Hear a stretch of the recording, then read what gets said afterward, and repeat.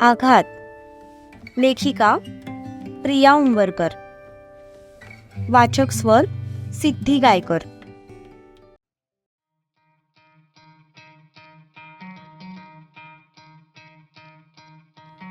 इकडे पाण्याच्या टाकीमागे एका मोठ्या दगडावर बसून तारा इयरफोन लावून गाणी ऐकत होती. ओय छम्मक चल्लू, अशी एकटीच का बसलीस इकडे? कोणाची वाट बघतेस का? कोणाची सोबत हवी असेल तर आम्हाला सांग, आम्ही करतो की तुला सोबत. अचानक कोणीतरी तिच्या कानातले इयरफोन काढत मोठ्या आवाजात म्हणाला. तसं तिने वैतागून त्या दिशेला पाहिलं. समोर 3 गुंड टाईप मुलं उभी होती. त्यांच्या चेहऱ्यावरूनच ते दारू पिलेत हे स्पष्ट दिसत होतं. त्यांची नजर तिच्या शरीरावरून फिरत होती. मला सोबत करणारा तू कोण? तारा एक भुवई उंचावत त्याच्याकडे बघून म्हणाली. तसं तर मी तुझा कोणी नाही, पण तुझी हरकत नसेल तर तुझ्या नवऱ्याची कमी आम्ही भरून काढू शकतो. तो मुलगा तिच्याकडे बघून डोळा मारत म्हणाला. तसं बाकी दोघं हसू लागले. अरे भावा, लग्न नाही झालेलं दिसत हिचं, कोवळा माल दिसतोय. दुसरा मुलगा तिच्यावरून नजर टाकत म्हणाला. मग आज तर आपली मेजवानीच आहे की. तिसरा मुलगा त्या मुलाला टाळी देत म्हणाला आणि तिघेही एकमेकांकडे बघून हसायला लागले. रात्रीचे 11:30 वाजून गेले होते. सगळी दुकानं बंद झाली होती.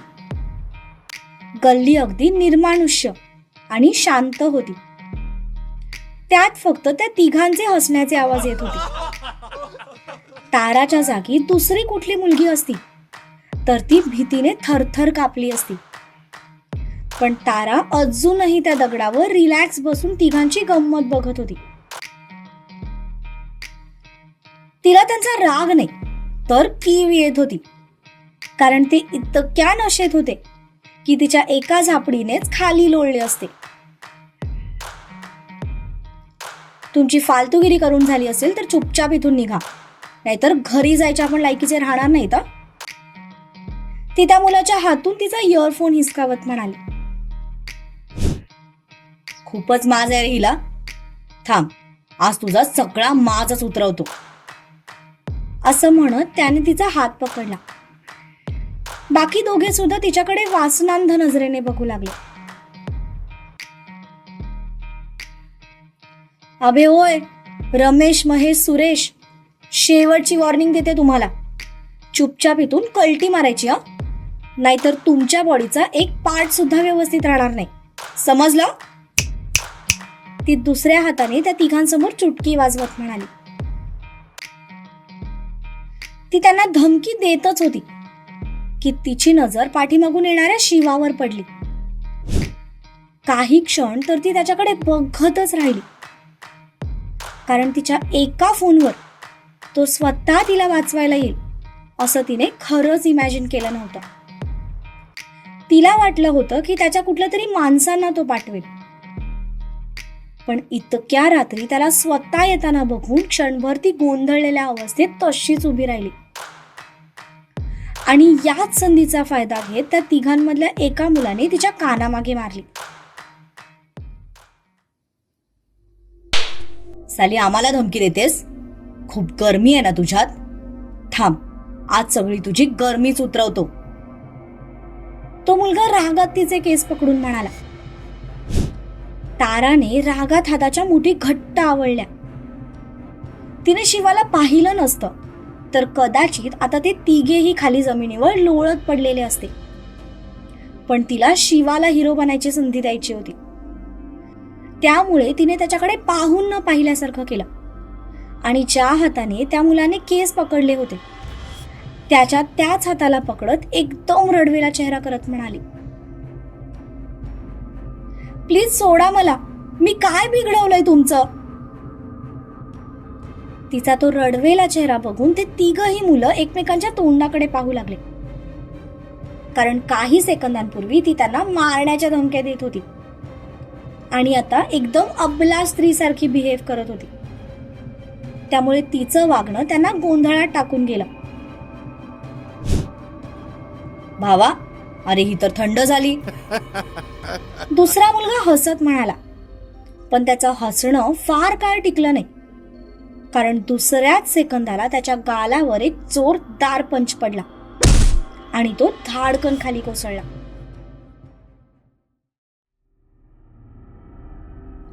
सर सर प्लीज सेव्ह मी.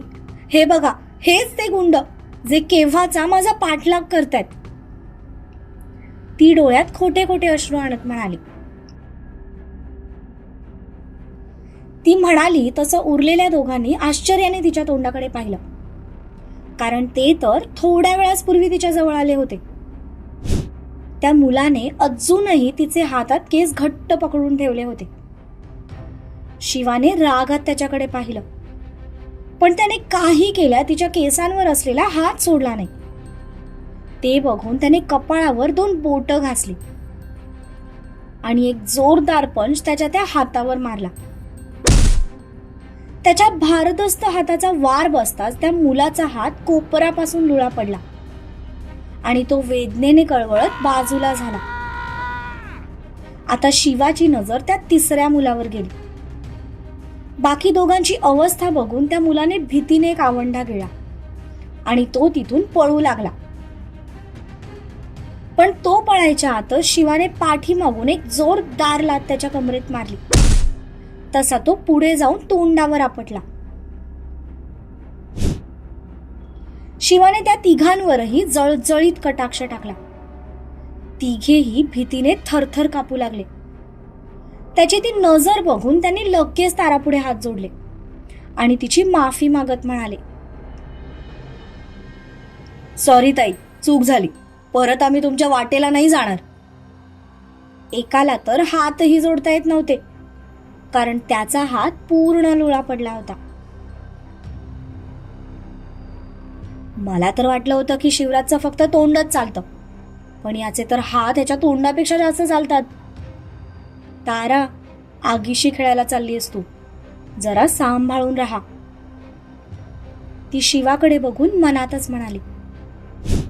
कधीही कुणाला न घाबरणारी तारा शिवाचा तो रुद्रावतार बघून आज मात्र थोडी घाबरली होती, कारण त्याचे डोळे रागाने लाल झाले होते.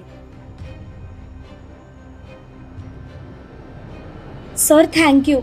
आज जर तुम्ही आला नसतात तर. ती बोलतच होती की त्याने पुन्हा जोरात तिचा हात पकडला आणि जवळजवळ तो तिला ओढतच तिथून घेऊन जाऊ लागला. त्याचा अवतार बघता तिने शांतच राहणं पसंत केलं. त्याने तिला गल्लीतून बाहेर ओढत आणलं आणि दरवाजा उघडून तिला जवळजवळ आत ढकलतच कारमध्ये बसवलं. तिला आतमध्ये बसून तो ड्रायव्हिंग सीटवर येऊन बसला. त्याने कार स्टार्ट केली.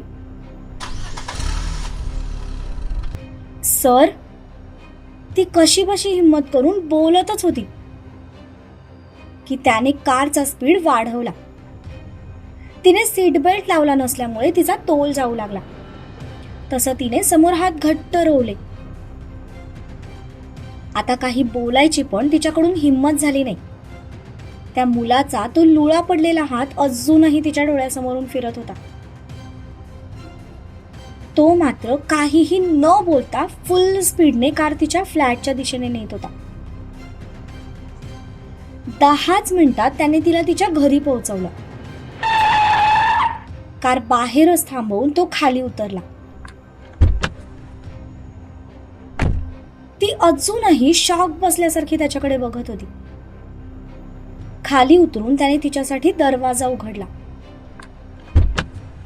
तिचा हात पकडून त्याने तिला खेचतच बाहेर काढलं. सर, काय करताय? माझी मी जाईन ना. ती आता दुसऱ्या हाताने त्याच्या हातातून स्वतःचा हात सोडवण्याचा प्रयत्न करत होती, पण त्याच्या हाताची पकड खूप मजबूत होती. त्याला बघताच वॉचमॅनने गेट उघडलं. तो तिला घेऊन सरळ तिच्या फ्लॅटवर आला. चावी दे, तो तिच्याकडे बघून म्हणाला. तसं तिने चावी त्याच्यासमोर पकडली. त्याने तिचा हात सोडला आणि त्या चावीने दरवाजा उघडत पुन्हा तिचा हात पकडून तिला आत नेला आणि दरवाजा धाडकन बंद केला. सर, तुम्ही माझ्यावर का चिडचिड करताय? शेवटी ती वैतागून म्हणाली. खरं तर तिला त्याचा राग आला होता. त्याने तिचा हात इतका घट्ट पकडला होता की तिच्या मनगटावर त्याची 5ही बोटं उमटली होती.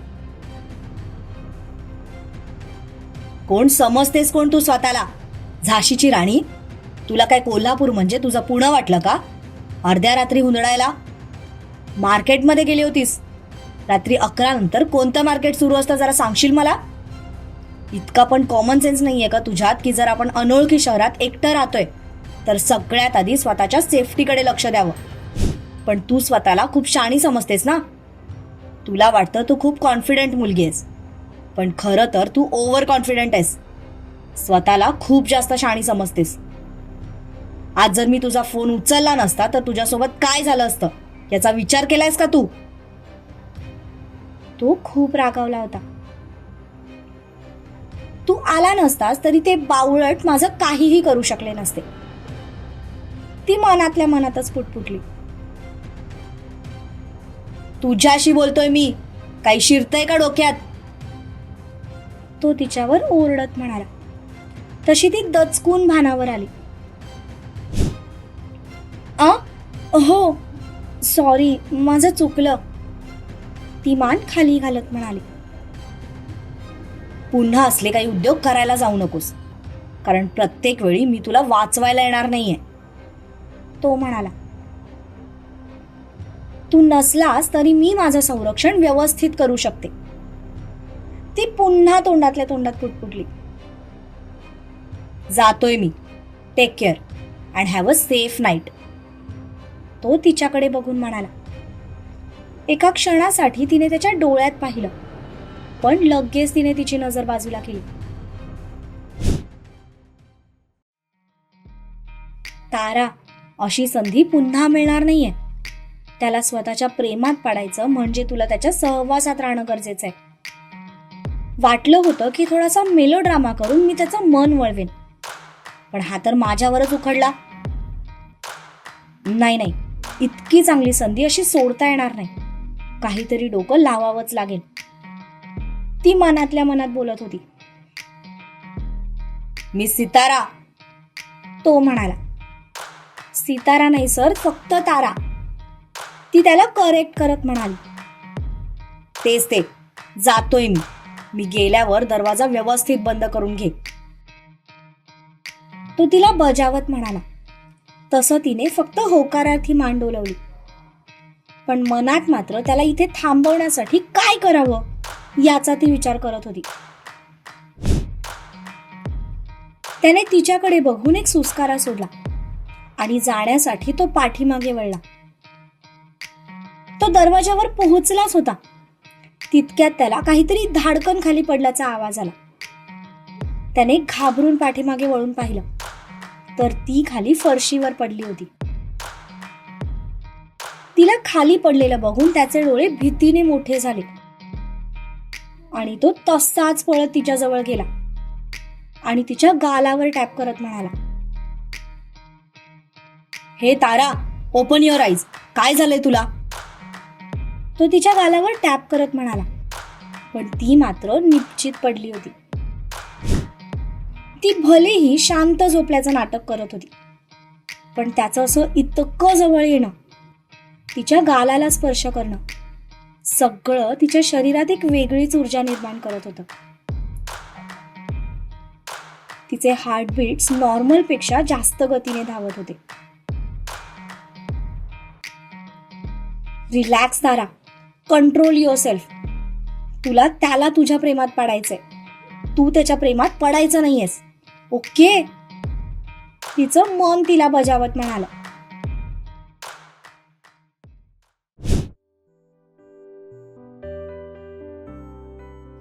इकडे आपले लव्ह बर्ड्स दुर्वाजीत बाल्कनीतल्या सोफ्यावर एकमेकांच्या मिठीत पहुडले होते आणि आकाशातल्या चमचम करणाऱ्या चांदण्या एकटक निरखत होते. एंजल, तो तिला एका बाजूने वळवत तिच्या दंडांना कुरवाळत म्हणाला. आकाशाकडे बघत तिने फक्त हुंकार भरला. तुझा माझ्यावर विश्वास आहे? त्याने आकाशाकडे बघत विचारलं. असं अचानक का विचारताय? तिने त्याच्या चेहऱ्याकडे बघत विचारलं. अचानक नाही, खूप दिवसांपासून विचारायचं होतं. तो तिच्या चेहऱ्यावर आलेली बोट एका हाताने मागे सारत म्हणाला. हो, आहे माझा तुमच्यावर विश्वास. तुम्ही जवळ असलात की मी एकदम सेफ फील करते. तुमच्या छातीवर डोकं ठेवल्यानंतर मला कशाचीच भीती वाटत नाही. तुमच्या मिठीमध्ये मी एकदम रिलॅक्स फील करते. तुम्ही जवळ असलात की सगळं काही छान आणि सुंदर वाटायला लागतं.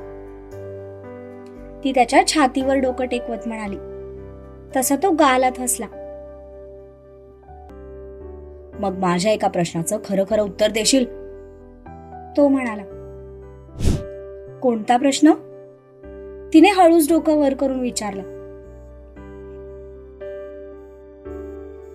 जर तुझं सेव्हियरवर प्रेम होतं तर तू माझ्यासोबत संसार करायचा निर्णय का घेतलास? तू त्याच्याकडे जाऊ शकत होतीस. मी खरंच तुला अडवलं नसतं. हा, मला वाईट नक्कीच वाटलं असतं, पण तुझा आनंद माझ्यासाठी सगळ्यात महत्वाचा आहे. मी तुला माझ्या जवळ राहण्यासाठी कसलीच जबरदस्ती केली नसती. तो बोलत होता की तिने त्याच्या ओठांवर बोट ठेवलं. तसा तो शांत झाला. जीत, तो माझा भूतकाळ होता आणि तुम्ही माझं वर्तमान आणि भविष्य आहात. सॉरी, त्या दिवशी मी बोलण्याच्या ओघात त्याच्याबद्दल बोलून गेले. पण आय प्रॉमिस की इथून पुढे मी त्याचं नावही तुमच्या समोर काढणार नाही. आता माझं फक्त तुमच्यावर प्रेम आहे. ती पुढे झुकून त्याच्या कपाळावर ओठ टेकवत म्हणाली. तसं त्याने डोळे मिटले. ती कितीही म्हणाली तरी त्याच्या मनाला अजूनही शांतता मिळाली नव्हती. तिच्या आयुष्यात दुसरा कुठला मुलगा होता हे त्याचं मन त्याला एक्सेप्टच करू देत नव्हतं. तिच्या आयुष्यात तो सोडून दुसरा कुठला व्यक्ती असणं त्याला जणू मंजूरच नव्हतं. कारण त्याने सुद्धा कधीच ती सोडून दुसऱ्या कुठल्याही मुलीचा विचार केला नव्हता. ना कधी कुणाकडे नजर वर करून पाहिलं होतं. त्यामुळे तिच्याही मनात आपल्याबद्दल याच फिलिंग असाव्यात असं त्याला प्रकर्षाने वाटत होतं. आता त्या फिलिंग्स त्याला जाणवत होत्या. तिचं प्रेमही त्याला कळत होतं, पण तरीही त्याचं मन ते मानायला तयार नव्हतं.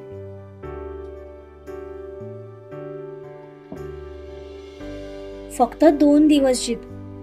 तुमच्या मनाची घालमेल समजते मला. मनात कितीही असलं तरी मी लगेच तुम्हाला सगळं सांगू शकत नाही, कारण मला आपल्यातला तो मोमेंट खूप स्पेशल बनवायचा आहे. अगदीच फेरी टेल नसला तरी तो क्षण माझ्यासाठी खूप खास असणार आहे. मला तुमच्या चेहऱ्यावरचा तो आनंद बघायचा आहे. जसं मी तुमचं पहिलं प्रेम आहे तसंच तुम्ही सुद्धा माझं पहिलं प्रेम आहात. हे जेव्हा तुम्हाला कळेल तेव्हा तुमच्या चेहऱ्यावरचे ते एक्सप्रेशन्स मला डोळे भरून बघायचे. आजपर्यंत तुम्ही माझ्यासाठी खूप काही केलं, पण आता मला तुमच्यासाठी काहीतरी करायचंय. त्यासाठी मला फक्त 2 दिवस द्या. I promise. त्यानंतर आपल्यात कसलाही दुरावा किंवा कसलेही गैरसमज नसतील. असेल ते फक्त आणि फक्त प्रेम. ती त्याच्या छातीवर डोकं ठेवून मनातच बोलत होती. इकडे तो सुद्धा शांतपणे आकाशाकडे बघत विचार करत होता, पण त्याचं चित्त थाऱ्यावर नव्हतं. थोड्या वेळापूर्वीच मन्याचा फोन येऊन गेला होता. मन्या आणि दिघ्याने शक्य होतील तितके सगळे प्रयत्न करून पाहिले होते, पण त्यांना सेव्हियर बद्दल कुठलीच माहिती मिळाली नव्हती. त्यामुळे तर तो अजून सैरभैर झाला होता. त्याला एकदा तरी सेव्हियरला बघायचं होतं. दुर्वा त्याच्या प्रेमात होती, म्हटल्यावर त्या व्यक्तीत नक्कीच काहीतरी स्पेशल असेल असा त्याच्या मनात समज झाला होता. कुठेतरी तो स्वतःला सेव्हियर बरोबर कम्पेअर करू लागला होता. आपण त्याच्यापेक्षा चांगले आहोत की नाही हे त्याला पडताळून बघायचं होतं. म्हणून तो सेव्हियरचा शोध घेत होता. पण त्याच्या नावाव्यतिरिक्त त्याला कुठलीही माहिती मिळाली नव्हती. तो आकाशाकडे एकटक बघत होता आणि ती त्याच्या छातीवर डोकं टेकवून त्याला सरप्राईज कसं द्यायचं याचा विचार करत होती. याच विचारात दोघांनाही झोप लागून गेली आणि एकमेकांच्या मिठीत ते झोपेच्या अधीन झाले.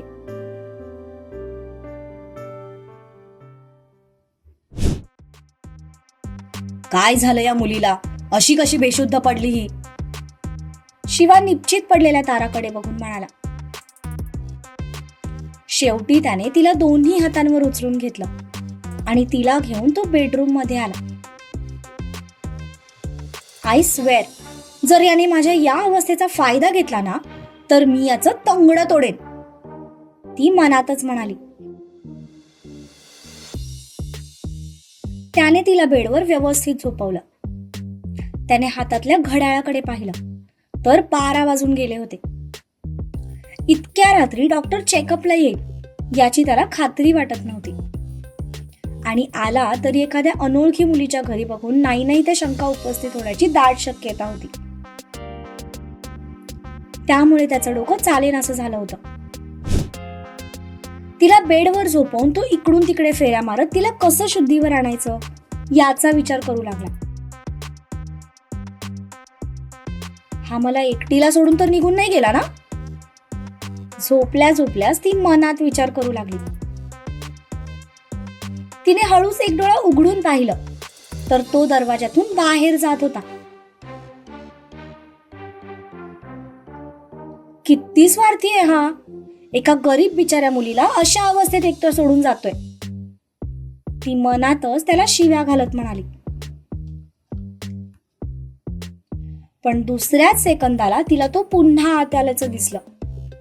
तसं तिने डोळे गच्च मिटून घेतले. तो तिच्या जवळ आला आणि ग्लासातलं पाणी थोडं तिच्या चेहऱ्यावर शिंपडलं. बास रे बाबा, आता काय अंघोळ घालतो का? ती मनातच वैतागत म्हणाली. तिची ऍक्टिंग तिच्यावर महाग पडत होती. ए हॅलो, मिस तुतारा, तो पुन्हा हाताने तिच्या तोंडावर पाणी शिंपडत म्हणाला.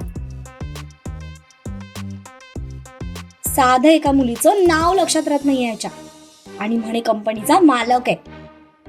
ती पुन्हा त्याला शिव्या घालत म्हणाली. अगं पोरी, उठ ना. झोपायचं होतं तर सांगून तरी झोपायचंस. असं उभ्या उभ्या झोपायची काय गरज होती? तो तिच्या गालावर टॅप करत म्हणाला. हा मागच्या जन्मी नक्कीच गाढव असणार आहे, युजलेस कुठला. तिने मनात एकदा पुन्हा त्याला शिव्यांची लाखोली वाहिली. शिवाने वैतागून हातातला ग्लास बाजूला ठेवला. पाणी शिंपडूनही ती शुद्धीवर येत नव्हती. शिवा, अरे ही खरंच बेशुद्ध झालीये. इतक्या रात्री तिला असं एकटं टाकून जाणं बरोबर नाही. पण आता मी काय करू? मी जर इथे थांबलो आणि जर हे उद्या भाईला कळलं की मी माझ्या सेक्रेटरीच्या घरी अख्खी रात्र काढलीये तर तो माझ्या अंगात भुसा भरून मला शेतात उभा करेल. आणि मी जर हिला इथे असं एकटं टाकून गेलो तर माझंच मन मला खात राहील. शिवा, अरे काय हालत झालीये तुझी. धोबी का कुत्ता, न घर का ना घाट का. पाटलांचा मधला दिवा असा रात्री अपरात्री चोर का पोलीस खेळतोय. देवा, अरे बघतोय ना तू. तो त्याच्या केसातून हात फिरवत मनातल्या मनातच बडबडत होता. त्याला पण तिथे थांबायचं नव्हतं, पण अशा अवस्थेत तिला सोडून तो जाऊही शकत नव्हता. त्यामुळे बिचारा फुल कन्फ्यूज झाला होता. ही मिस तारा मला ग्रहण लावूनच दम घेणार असं दिसतंय. तो झोपलेल्या ताराकडे बघून मनातच म्हणाला.